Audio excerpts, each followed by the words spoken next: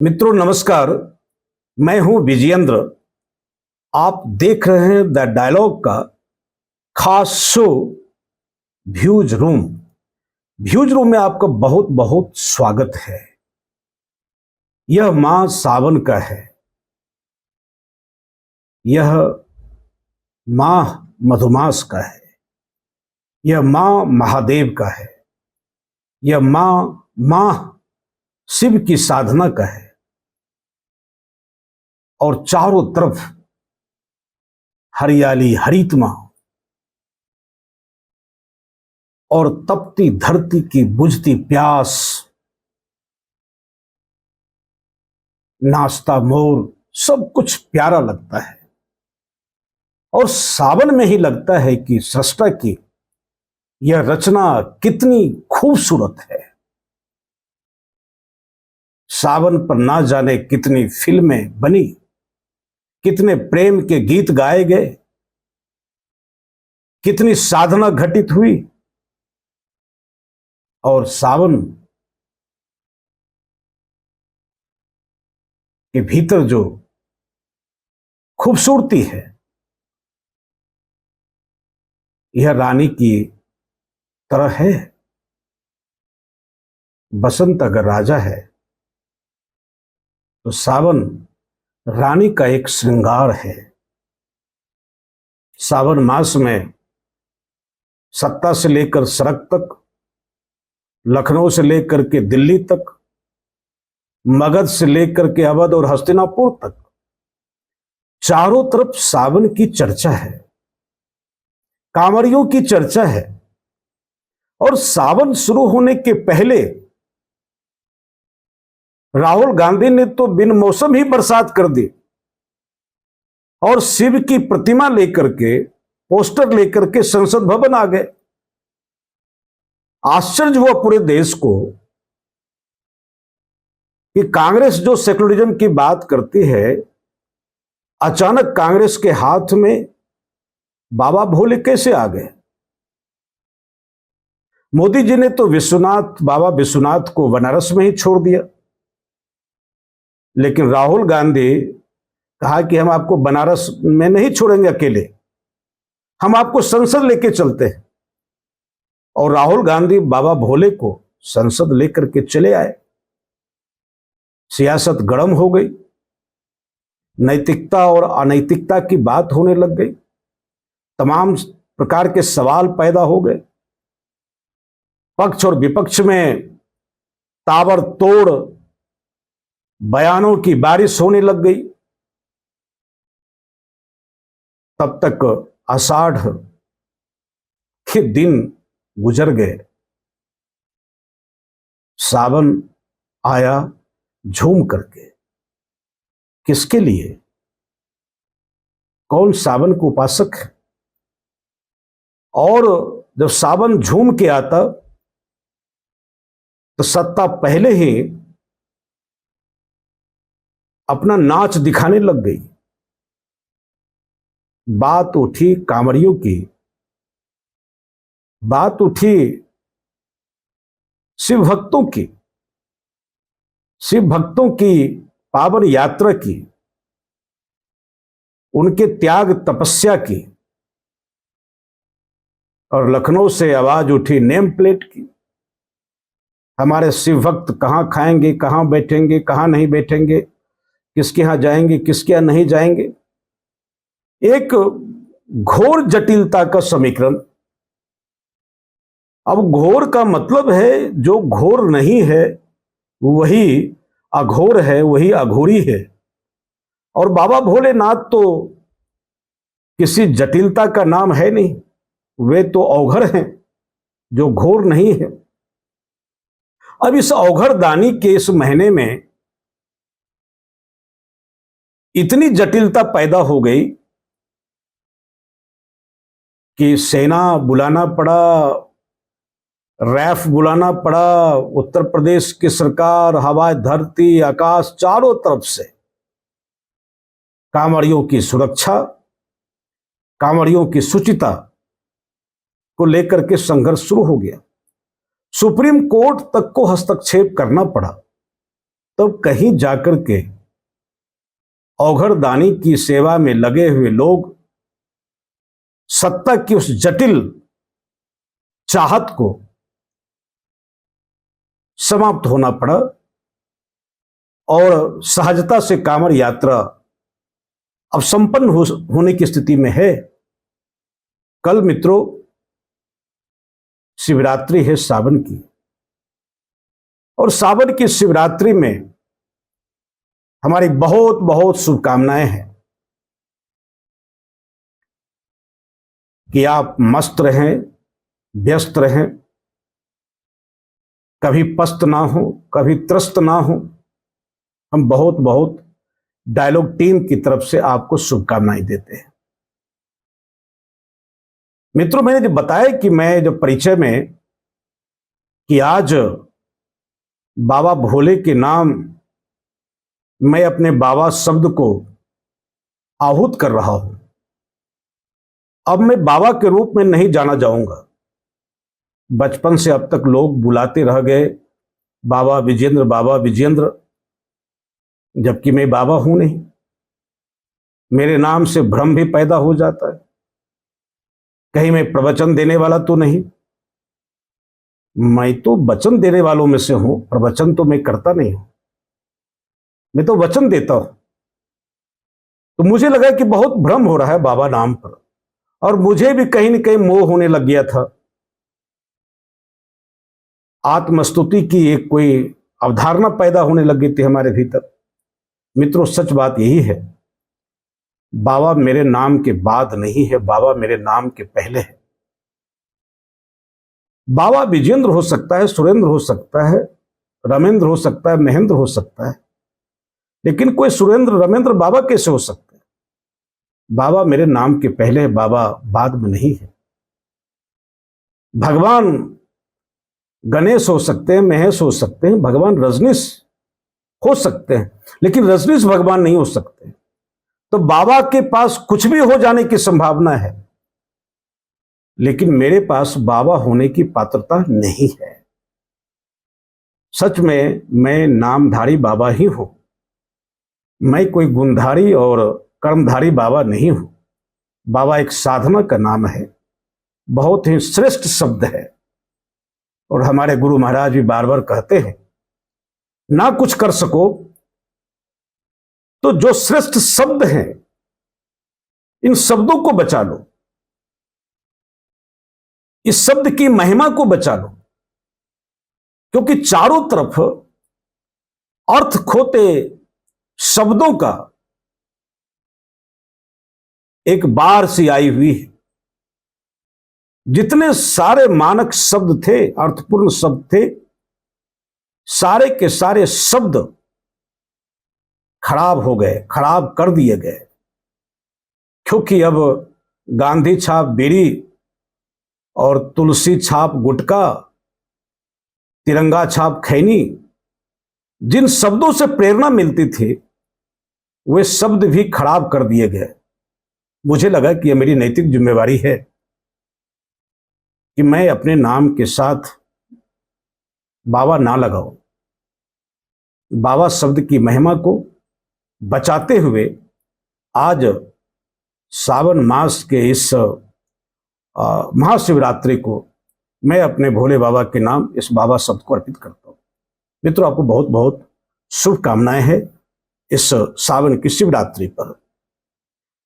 मित्रों, यह मधुमास है, आपका मन माधुरी से भरा होगा, प्रेम से भरा होगा, और इस कांवर मास में आप काम, क्रोध, लोभ, मोह से भी आप मुक्त होने का प्रयास कर रहे होंगे। ऐसी सामान्य आशा की जा सकती है। बजट आया है, बाबा विश्वनाथ की कृपा से बजट आपके सामने में है। बजट कैसा है, क्या है, इस पर बहस करने का आज तो वक्त नहीं, आज दूसरे मिजाज में हूं। मेरा मामला यही है कि आप खूब खरीदारी करें, भोज भंडारा करें, भगवान भोले आपके भंडार को भर करके रखें, ऐसी कामना इस सावन मास में मैं कर रहा हूं आप लोगों के लिए। खूब बम बम बोलिए, बम बम रहिए, धार्मिक बने रहिएगा, क्योंकि माया के चक्कर में मत पड़िएगा। आज माया किसी काम की नहीं है। माया निरर्थक हो गई है, अनुत्पादक हो गई है। माया को कौन पूछता है? मैं संकेत में ही कहूंगा, नाम लूंगा तो आप लोग मुझे गाली दीजिएगा। बहुत दिन तक माया के साथ नहीं रहा जा सकता है। खास करके आज का हिंदुत्व तो और भी माया से दूर है। हाँ, माया की विरासत को अपने कब्जे में ले ले, यह अलग बात है, लेकिन आज का हिंदुत्व भी माया पर भरोसा नहीं कर रहा है। मित्रों, सच बात यह है, आपने सत्यम शिवम सुंदरम फिल्म को देखा होगा। जो सत्य है वही सुंदर है, वही शिव है, वही सुंदर है। जो असत्य है वह सब है, वह असुंदर है, वही बदसूरत है। असत्य की साधना कभी सौंदर्य पैदा नहीं कर सकती है। असत्य की साधना, चाहे सत्ता हो या समाज या धर्म जगत हो, वह बदसूरती को ही जन्म देगा। इसलिए सावन मास में सत्य की साधना का हम अभ्यास करते हैं, सत्य के करीब जाने का प्रयास करते हैं, अपने भीतर के शिवत्व को महसूसने का अतिरिक्त उपक्रम करते हैं, त्याग करते हैं, तप करते हैं, ताकि हमारा जीवन शिवत्व से भर जाए और यह सुंदर हो जाए। मित्रों, मैं कह रहा था कि सावन में सत्य की साधना ही आपको शिवत्व प्रदान करेगी। शेष जो है वह निस्सार है, निरर्थक है, अनुत्पादक है, अर्थहीन है। और शिव सत्य है या सत्य ही शिव है, यह भी डिबेट किसी दिन व्यूज रूम में हम करेंगे। क्योंकि गांधी ने नहीं कहा था कि ईश्वर सत्य है, गांधी ने नहीं कहा कि शिव सत्य है, गांधी ने कहा सत्य ही शिव है। यह अतिरिक्त बहस की मांग करता है। किसी दूसरे दिन व्यूज रूम में क्या गांधी ईश्वर को नकार रहे थे? तो ईश्वर को सत्य उन्होंने क्यों नहीं कहा? सत्य को ही ईश्वर क्यों कहा? क्या वे ब्राह्मण धर्म के खिलाफ जा रहे थे? ये तमाम प्रकार की बातें हैं। अब सावन में प्यारी प्यारी बात करें, मीठी मीठी बात करें। क्या इतिहास के उस कब्रगाह में जा करके कुछ मुद्दों को मैं नहीं उखाड़ना चाहता हूं। यहां यह बहस का समय भी नहीं है। मित्रों, शिवालय, चारों तरफ शिवालय में भीड़ है, और मुझे लगता है कि कोई ऐसा गांव नहीं है, कोई ऐसी गली नहीं है जहां शिवालय नहीं है। झोपड़ी में महादेव को रख दें कि महल में रख दें,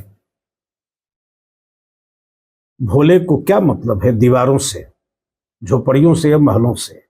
इसीलिए तो भोले हैं।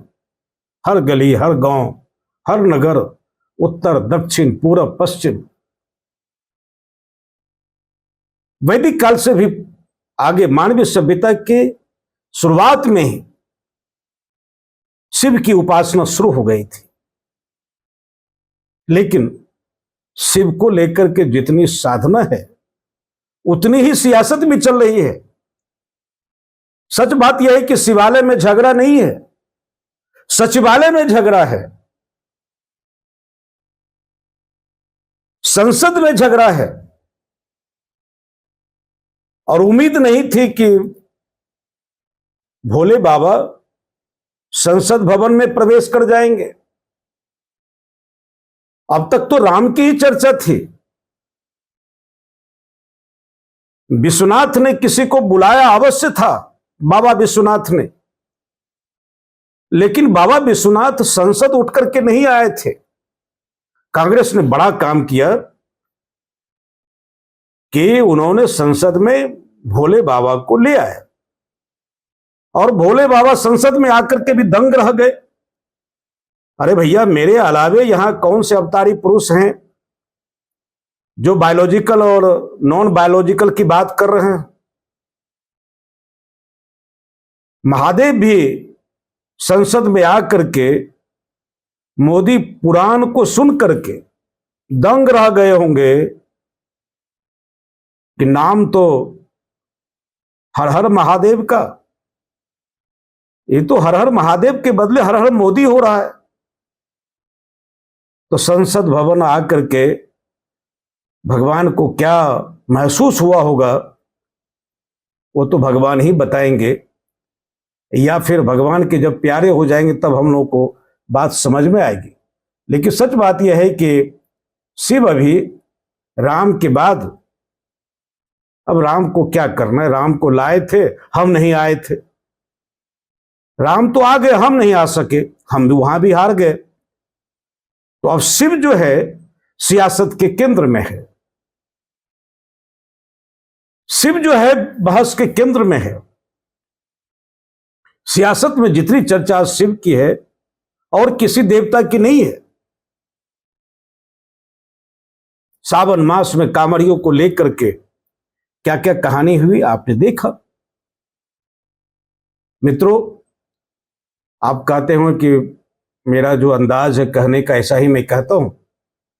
सच बात है मित्रों कि आप लोग आज सब परिवार मंदिर मार्ग पर होंगे, जरूर होना चाहिए, क्योंकि इस मंदिर मार्ग का रिश्ता लोक कल्याण मार्ग से भी है। यह रास्ता उस रास्ते तक जाता भी है, आप जा सकते हैं। मंदिर मार्ग के रास्ते, इस रास्ते पर चल करके लोक कल्याण मार्ग पहुंचा जा सकता है। सत्ता यही सिखा रही है, यही साबित कर रही है। शिव साधना से ज्यादा कठिन हो गई है सत्ता साधना। सत्ता पाना और सत्ता में बने रहना वह बहुत कठिन तपस्या है। और इस सत्ता साधना में आज चारों तरफ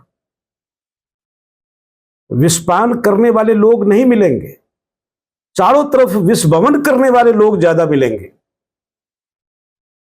संसद में बैठे हमारे अवतारी पुरुष हर हर महादेव के बदले हर हर मोदी के रूप में ज्ञात और ख्यात व्यक्ति आखिर कब तक नीलकंठ बने रहेंगे? चारों तरफ से प्रहार हो रहा है, बाहर से भीतर से। परेशान है हमारे अवतारी पुरुष। ऐसा नहीं कि तांडव करने की इच्छा नहीं है, ये कुछ भी कर सकते हैं, धमाल मचा सकते हैं, लेकिन कैसे मचाएंगे? इतने भस्मासुर इन्होंने पैदा किए हैं कि पहले भस्मासुर से निपटे, कि विपक्ष में बैठे कथित असुरों से निपटे। आखिर कहां कहां हमारे महादेव लड़ेंगे? कितने दिनों तक नीलकंठ बने रहेंगे? लोग इंतजार कर रहे हैं कि टाइगर मरा नहीं, टाइगर जिंदा है, कुछ न कुछ अवश्य करे। अभी अभी कोर्ट की खबर आई है, कब अयोध्या के बाद मथुरा बहस के केंद्र में आ गई है। अब रामलला नहीं, बात अब कन्हैया की होगी। कन्हैया कुमार की बात नहीं कर रहा हूं, कन्हैया कुमार तो हार गए, लेकिन बीजेपी के कन्हैया और कन्हैया से जुड़ा हुआ क्वेश्चन फिर से जिंदा हो गया है। अभी कोर्ट ने कहा कि अब हम कृष्ण जन्मभूमि पर बहस करने के लिए तैयार हैं। आ गया ना नया मुद्दा। अब कृष्ण के बहाने जदुवंशी भी साधे जाएंगे, ग्वाल वाल भी साधे जाएंगे, और तमाम जो प्रेम की कहानियां वो भी साधे जाएंगे। तो यह कहानी अभी भी शुरू हुई। अभी मैं रिपोर्ट पढ़ने के पहले ही अभी मैं रिपोर्ट देख रहा था, अभी खबर आई है। और सावन में आग लगती हुई दिख रही, घृणा के तेजाब बरसने की उम्मीद है। क्या होना है मित्रों? सावन मास में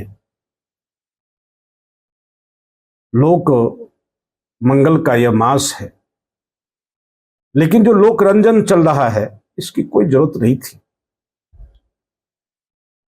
आप देखे हुए गाना मैं सुन रहा था, भाई लोक मंगल के इस महादेव की साधना में लोक रंजन के लिए जगह कहां है? बावजूद है गणेश के पापा वाला जो बिहारी भोजपुरी सॉन्ग है, जोर जोर से यह सॉन्ग चल रहे गणेश के पापा वारे गाना, क्या बात है। और जितने शिव भक्तों ने डीजे से लेकर के तमाम चीजें, अगर वो गाना को सुन लेंगे, अगर हृदय कमजोर है तो हार्ट फेल कर जाएगा। महादेव भी घबरा करके शिवालय से भाग जाएंगे ऐसे भक्तों को देख करके। इतनी जोर की आवाज, धूम धड़ाका। अब तो बुलडोजर पर भी जल चढ़ाने जा रहे हैं। क्या प्रदर्शन है भाई! काहे सावन में आग लगा रहे हो, तेजाब बरसा रहे हो, तुम भक्ति कर रहे हो कि हिंदुत्व को गरिया रहे हो? तो मैं ये कर रहा हूं कि यह ठीक नहीं है कि शिव की साधना में ऐसा कुछ ठीक नहीं है। अब डीजे की जब बात होती है, तो जब डीजे की बात होती है ना, तो दिल्ली के डीजे की हमें याद आ जाती है। डीजे मतलब दिल्ली जल बोर्ड। एक बूंद पानी के लिए कितना हाहाकार मचा था। अब डीजे वाले बाबू थोड़ा गाना बजा दो, इसकी भी आवश्यकता नहीं है। बाबू पहले से तैयार है तेज आवाज में गाना सुनाने के लिए। अब अपील करने की आवश्यकता नहीं है। इतने पागल, उन्मत्त, बेलगाम कांवड़िया है कि जोर जोर से धूम धड़ाका कर रहे। अरे भैया, सावन मास की जो पवित्रता है, इस पवित्रता को समझने की आवश्यकता है। मित्रों, मैं कहना चाहता हूं, मूर्खता जब घटित हो जीवन में, समझना कि आपकी जिंदगी विद्युता से जुड़ने वाली है। मूर्ख अच्छा है मूढ़ लोगों से। ये धर्म के नाम पर जो मूर्खता है, ये बहुत खतरनाक है। ये मूढ़ जो लोग हैं, वे क्या शिव को समझेंगे? वे सावन को क्या समझेंगे? वो शिवलिंग को क्या समझेंगे? वे तो शिवलिंग पर नई परिभाषा गढ़ेंगे, नया नया दृष्टिकोण रखेंगे। और ऐसा दृष्टिकोण रखेंगे, इन मूढ़ लोगों के द्वारा आपकी भावना भी खंडित होगी, आपकी चेतना भी खंडित होगी। लगेगा कि आप जहां आपको पहुंचना था, जिस दर्शन को समझना था, आप तो किनारे पर ही छटपटा करके मर गए हैं। तो आप कहां से शिवलिंग और ज्योतिर्लिंग को समझ पाएंगे? मित्रों, शिवलिंग साधना की शिखर अभिव्यक्ति है, ज्योति का एक आकार है, यह अंतर ज्योति का प्रतीक है। इसलिए ज्योतिर्मय लिंग इसको कहते हैं।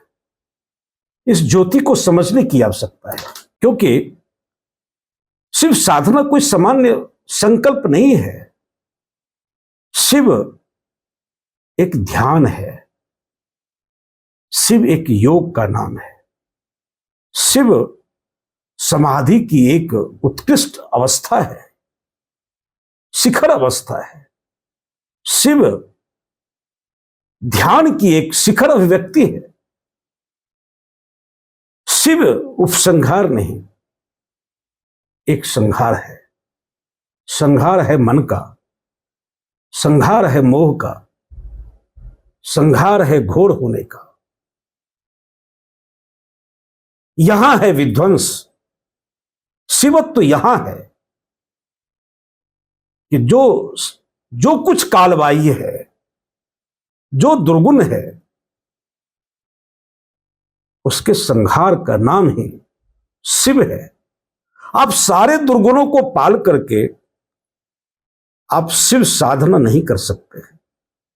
वह सब साधना हो सकती है, शिव साधना नहीं हो सकती है। मित्रों, ब्रह्मा विष्णु महेश आधुनिक विज्ञान की शब्दावली में भी समझे, यह इलेक्ट्रॉन, प्रोटॉन और न्यूट्रॉन है। विज्ञान डिस्ट्रक्ट करता है, काटता पीटता है। वह दृश्य अदृश्य को भी समझता है। वो अणु जो अदृश्य ताकत है, उसके विस्फोट को हम जानते हैं, उसकी मारक क्षमता को जानते हैं। लेकिन जो जैविक अणु है, जो जीवंत अणु है, और मनुष्य के शरीर में जो लिविंग एटम है, उसको साधना और साधना के बाद उसके प्रभाव को महसूस करना, ये कितना विराट फिलॉसफी है, कल्पना नहीं की जा सकती है। इसलिए हम लोग कहते हैं, जब ब्रह्मा विष्णु महेश, ब्रह्मा सृजन करते हैं, ब्रह्मा संसार है, माया भी है, और यहां माया की पूजा कहां होती है? पूजा होनी है तो शिव की ही। इसलिए ब्रह्मा के मंदिर कम है, शिव के मंदिर ज्यादा है। विष्णु ध्यान की अवस्था नहीं है, विष्णु तो भंडार की अवस्था है, पालन की अवस्था है, लक्ष्मीपति है। इसलिए वैष्णव ज्यादा है। वैश्य हमेशा वैष्णव भी होते हैं। इसलिए हम लोग जब किसी स्थूल परिभाषा में फंसते हैं, तो मुझे लगता है कि चेतना का द्वार और खोलना चाहिए, ताकि शिव को समझा जा सकता है। मित्रों, शिव एक क्रांति है। यह धर्म और देश की सीमा को तोड़ता है। शिव अतिक्रमण करते हैं अनेक देशों में। हजारों वर्ष पूर्व मानवीय सभ्यता के विकास के साथ जो भी लेटेस्ट खुदाई हुई है, शिव उपासना की जो अवशेष है, वो देखने को मिलता है। भारत ही नहीं, भारत की सीमा के बाहर भी, जावा, इंडोनेशिया, सुमात्रा, कहां कहां शिव की उपासना नहीं है। तमाम धर्मों में, सिख हो चाहे जैन हो, बौद्ध हो, यहां तक कि मैं तो कहता हूं कि महादेव के चांद और मोहम्मद के चांद में समरूपता है। चांद वहां भी है, शिव वहां भी है। लेकिन मित्रों, जब मैं भी कह रहा था कि शिव एक ध्यान का नाम है, यह ध्यान महत्वपूर्ण है। और बहुत सारे ध्यान पर देश के जो ऋषि परंपरा रही है, जिसने ध्यान को लेकर के बहुत सारी बातें कही है, बुद्ध हो, महावीर हो, पतंजलि हो, गोरख हो, इसमें गुरु गोरखनाथ तो ध्यान को लेकर के इतने दरवाजे खोले हैं, अनंत द्वार इन्होंने खोला। इसलिए गोरख के साथ धंधा शब्द जुड़ा। किस द्वार से ध्यान में प्रवेश करें? दुर्भाग्य से गोरख पीठ से जुड़े हुए लोग, जो अपनी पीठ गोरख की तरफ रखे हुए, तो गोरख के ध्यान को वे क्या समझेंगे? ये अपने तो महादेव को मोहम्मद के सामने खड़ा कर देते हैं, नेम प्लेट लगवा देते हैं, जबकि गोरख का धंधा महत्वपूर्ण है। मैं कह रहा था अभी, गोरख ध्यान के अनंत द्वार खोलते हैं। गोरख कहते हैं योगी मरो, योगी का मतलब दूसरा मत समझ लेना भैया। गोरख कहते हैं योगी मरो, मरण को सीखो, मरण बहुत मीठा। क्या ध्यान पर बात कही है गोरखनाथ ने। लेकिन काश उस पीठ पर बैठे हुए लोग गोरखनाथ को समझ पाते। सदा से अपनी पीठ तो गुरु गोरखनाथ की तरफ करके बैठे हुए। मित्रों, ध्यान को लेकर के बुद्ध ने विपश्यना और महावीर बुद्ध भी एक ही मार्ग खोलते हैं, लेकिन गोरख तो अनंत मार्ग, अनंत द्वार खोलते ध्यान के। बुद्ध के पास एक ही मार्ग है, विपश्यना, और महावीर के पास एक ही मार्ग है, वह है शुक्ल ध्यान। और पतंजलि ध्यान का एक ही मार्ग खोलते हैं, वह है निर्विकल्प समाधि। सावन में शिव को समझना, गोरख को समझना बहुत जरूरी है।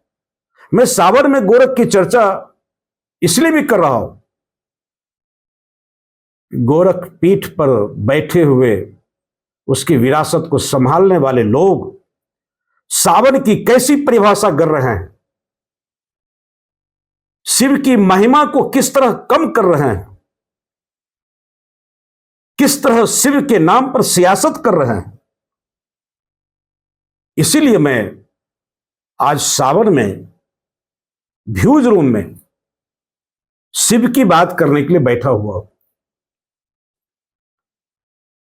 मित्रों, कितना महत्वपूर्ण है शिव और उसका सावन।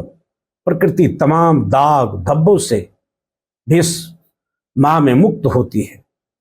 व्यक्ति को भी स्नात होने की आवश्यकता है, जटिलताओं से दूर जाने की आवश्यकता है। हम जानते हैं जीवन बहुत ही सहज है, सहजता से जिया जा सकता है, लेकिन हम जीवन को दुरूह बनाते हैं, जटिल बनाते हैं, क्योंकि जटिलता अहंकार को सहलाती है, तुष्ट करती है। जीवन को जटिल बनाए बिना हमको मजा नहीं आता है, हम कोई जीवन जी भी रहे हैं। सावन में शिव जो अवघर है, जटिलताओं से दूर है, हमें यहां सीखना चाहिए कि सहज समाधि जीवन में किस तरह घटित हो सकती है, सहज जीवन कैसे जिया जा सकता है।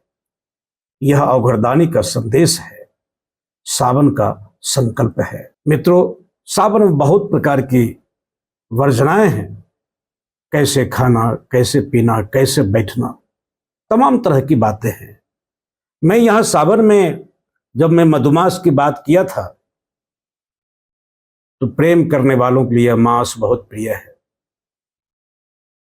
सावन को नृत्य और उत्सव की तरह जीते हैं, लेकिन सावन की अपनी मर्यादा है।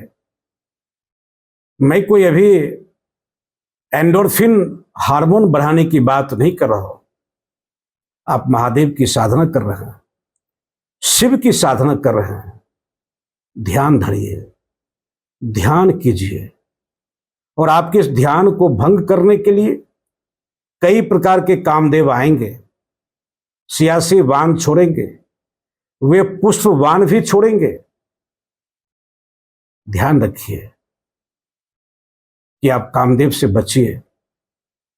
शिव की साधना कामदेव को भस्म कर देती है। हमारे लिए शुभ होगा, हमारे लिए बेहतर होगा कि छोटी छोटी वर्जनाओं से मुक्त होकर के, शिव जो प्रेम के प्रतीक है, मोहब्बत की दुकान की बात भी नहीं कर रहा हूं। मोहब्बत की दुकान तो मैं नहीं कर रहा हूं केवल मोहम्मद के ही लोग चलाते हैं। मोहब्बत की वह दुकान नहीं है जो दुकान शिव के प्रेम में, उनकी सहजता में, मिलती है। आइए हम सावन को बेहतरीन तरीके से मनाएं। सावन बीता जाए और 10-12 दिन सावन है। कल महाशिवरात्रि को हम भगवान शिव की पूजा केवल पाखंड से नहीं, जो हृदय से, भाव जल से और अपने भीतर की जटिलताओं से मुक्त करके, और सावन समाप्त होने के बाद अगर वही दुर्गुण शेष रहे तो कांवर उठाने के मायने क्या है। शिव साधना के बाद जीवन में उसी प्रकार से सनातन संताप बना रहे तो शिव साधना का क्या औचित्य है। सावन के बाद हमारे मन में वैसे ही घृणा जिंदा रहे तो सावन का क्या औचित्य है। और सावन के बाद भी अगर भगवान भोले पर जलाभिषेक कर दीजिए, कांवर खाली कर दीजिए, लेकिन कभी आंख खाली नहीं कीजिएगा, आंख में पानी को बचे रहने दीजिएगा। यह जो नयन जल है, इसी नयन जल से जीवन सिंचित होगा और परमात्मा की यह दुनिया प्रेम से भींगी नजर आएगी। सब दिन सावन का एहसास होगा, प्रेम का एहसास होगा। बने रहिए हमारे साथ में। आपका मित्र यह विजेंद्र इसी प्रकार की कुछ बातों को लेकर के, अब मैं अवघर की तरह ही बात रखा हूं, जो मन में आया वो बोलता हूं। पसंद लगे तो साझा करें, ना भी पसंद लगे तो एक बार हमें अवश्य सुनिएगा। नमस्कार और श्रावण मास की महाशिवरात्रि को आपको बहुत बहुत शुभकामनाएं।